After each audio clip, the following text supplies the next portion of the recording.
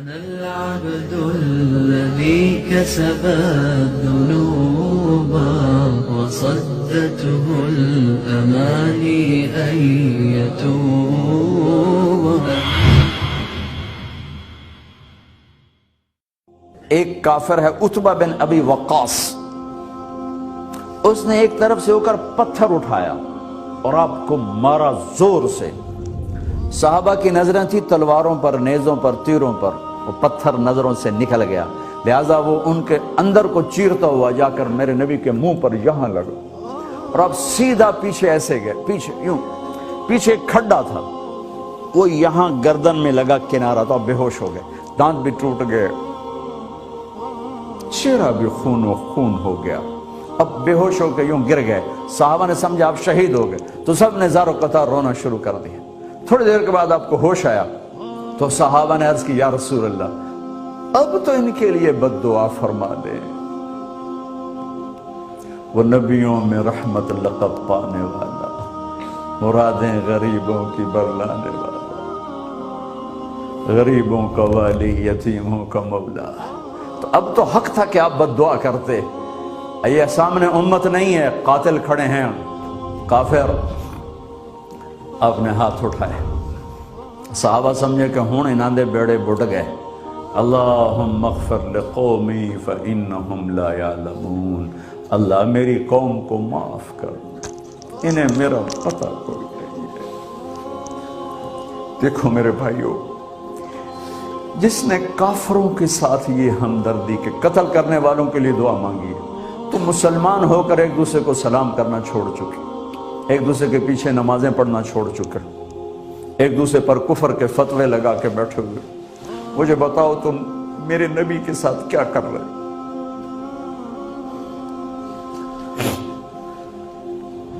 وہ تمہیں فرقوں میں بانٹ کر گئے تھے یا امت بنا کر گئے تھے؟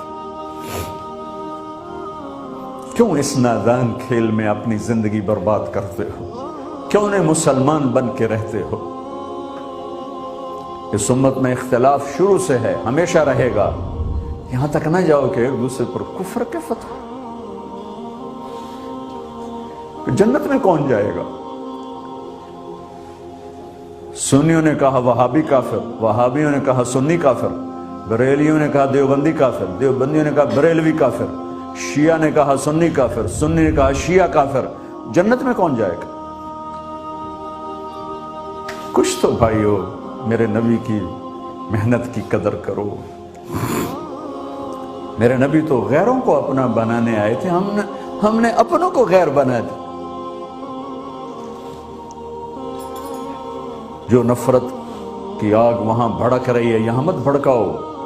جاؤ میرے دیس میں دیکھو کتنے سر کٹ چکے، کتنے سہاگ اجڑ گئے، کتنی مائیں بے آسرا ہو گئیں، کتنی جوان بیٹیوں کی مانگ ویران ہو گئی.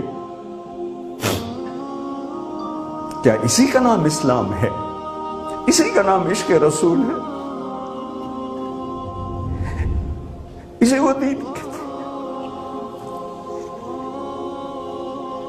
ایک دوسرے کی مسجدوں میں نہیں جاتے ہو، ایک دوسرے کے پیچھے نمازیں نہیں پڑھتے ہو، جنت کے ٹھیکیدار بن گئے ہو.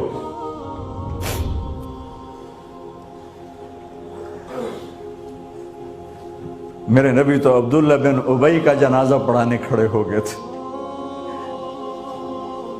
جس کا کفر ابو جہل سے بھی بڑا ہے. ابو جہل اوپر کی دوزخ میں ہے، عبداللہ بن ابی سب سے نیچے کی دوزخ میں ہے. ان کے بیٹے آئے، یا رسول اللہ میرا باپ مر گیا ہے، اپنا کرتا دے دیں گے میں اس کو کفن دے دوں. ہم نے کہا لے لو. کرتا اتار کے دے دیا. آپ کہتے بدبخت منافق دفع ہو جا. دے دی کہ یا رسول اللہ آپ جنازہ پڑھائیں گے؟ کہاں پڑھاؤں گا. باقی منافقوں کا تو کسی کو پتہ نہیں تھا سوائے اللہ کے نبی کے، لیکن عبداللہ بن ابی کا منافق ہونا تو سب کو معلوم تھا. آپ جنازے کے لیے عمر سامنے آ گئے، یا رسول اللہ یہ کون ہے؟ کہ مجھے پتا ہے کون ہے. تو آپ اس کا جنازہ کیوں پڑھا رہے؟ کہ شاید اللہ معاف کر. کہ عمر پیچھے ہٹ جا، مجھے پتا ہے یہ کون. میرے اللہ نے کہا ہے تو ان کے لیے دعا کر یا نہ کر، میں معاف نہیں کروں گا، میں کرتا ہوں شاید اللہ معاف کر دے۔ پھر فرمایا کہ میرے اللہ نے کہا اگر تو 70 دفعہ بھی ان کے لیے دعا کر تو میں معاف نہیں کروں گا۔ اگر میرا اللہ کہتا اے میرے محبوب اگر آپ 70 دفعہ اس کے لیے دعا کریں گے تو میں معاف کر دوں گا، تو میں اس کم بخت کا 70 دفعہ جنازہ پڑھا دیتا۔ مجھے بتاؤ تم کہاں سے یہ دین لے کر آئے ہو جس میں تم فرقوں میں بٹ گئے ہو، نفرتوں کی آگ تم نے لگا دی ہے،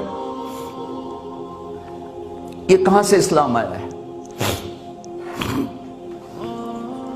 میں تمہیں اللہ اس کے رسول کا واسطہ دیتا ہوں، امت بن کے رہو، مسلم بن کے رہو، کوئی گنجائش نہیں، اپنے اپنے عقیدے پر پکے رہو، دوسرے کے لیے گنجائش رکھو۔ کیوں اس قدر ظلم و ستم ڈھائے ہوئے ہیں؟ میں نیا تبلیغ میں گیا، کالج سے نکلا، ہماری جماعت ایک گاؤں میں گئی، ایک مسجد میں، تو امام صاحب آئے، ہمیں ماں بہن کی گالیاں دی اور ہمارے بستر اٹھا کے باہر مسجد دھوو، کتے اندر واڑائے۔ میں حیران پریشان، میں تو کوئی نہیں جانتا تھا کہ مذہب کیا ہوتا ہے، فرقے کیا ہوتا ہے، میں تو کالج میں گانے والا تھا، ناچنے والا تھا، جنید جمشید کی طرح، مجھے تو دین کا پتہ تبلیغ سے پتہ چلا۔ میں حیران پریشان کہ یہ مولانا صاحب کہہ رہے ہیں کہ یہ گستاخ رسول ہیں، اور مسجد دھو دو باہر کھڑے ہو، یہ مسجد میں کھڑے ہو کر ماں کی گالی دے رہے ہیں، بہن کی گالی دے رہے ہیں، تو پھر معیار دین کیا ہے؟ اتنی نفرت، اس قدر دوریاں۔ اگر ہم کافر تھے تو ہمیں گلے سے لگاتے، ہمارے نبی کی طرح ہمیں کھانے کھلاتے، ہمیں پانی پلاتے، پھر ہمیں بات سمجھاتے، لیکن ماں بہن کی گالیاں، مسجد میں کھڑے ہو کر، امام مسجد۔ ہم پنجاب کے زمیندار ہیں، گالی دینا ہماری سرشت میں ہے، لیکن مسجد میں کانپ جاتے تھے کہ کسی کو الو کا پٹھا بھی کہہ دے۔ ہمارے بزرگ بڑے بھی بہت گالیاں نکالتے تھے، لیکن مسجد میں کسی کو جرت نہیں ہوتی تھی کہ وہ میرے والد مرحوم خود بہت غصے والے بڑے سردار آدمی تھے، تو تھوڑی تھوڑی بات پہ مار پٹائی گالیاں، لیکن میں نے نہیں اپنے باپ کو مسجد میں سنا غصے میں بھی کسی کو گالی دیتے ہوئے۔ ماں بہن کی گالیاں نکالو، استاد یہ کہہ رہے ہیں کہ یہ گستاخ رسول ہیں، ہم یہ کافر ہیں، ان کو نکال دو، کتے آ گئے، مسجد دھوو۔ میرے نبی کے دور میں تو کافر آ کے مسجد میں رہتے تھے۔ میرے بھائیوں، جو میں عرض کر رہا ہوں، میں اپنا دکھڑا بیان کر رہا ہوں، اس کی سنگینی کو سمجھو۔ یہ پاؤنڈ ڈالر نہیں بچائیں گے جب ہم آپس میں ٹوٹ جائیں گے۔ اللہ نے مجھے دنیا میں پھرنے کا موقع دیا، بار بار دیا، اسی تبلیغ کے سلسلے میں۔ سب سے زیادہ میں اسپین میں جا کے دکھی ہوا، اور میرا دکھ یہ نہیں تھا کہ ہماری یہاں 800 سال حکومت تھی اور ختم ہو گئی، میرا دکھ یہ تھا، میں اس پہ رویا مسجد قرطبہ میں کہ جس وجہ سے اسپین تباہ ہوا وہ ساری وجہ میرے دیس پاکستان میں موجود ہے اس وقت، اور ہوش نہیں ہے کسی کو۔ مذہب پر لڑائی، سیاست پر لڑائی، دین پر نفرت، سیاست پر نفرت، قوم پہ نفرت، صوبے پہ نفرت، پیشے پہ نفرت، نفرت نفرت نفرت۔ میرے نبی نے پوچھا اسلام کا سب سے مضبوط عمل کیا ہے؟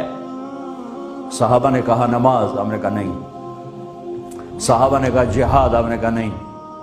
صحابہ نے کہا روزہ، آپ نے کہا نہیں۔ صحابہ نے کہا حج، آپ نے کہا نہیں۔ کہ یا رسول اللہ پھر آپ بتائیں؟ فرمایا دین کا سب سے مضبوط عمل محبت ہے، محبت ہے، محبت ہے۔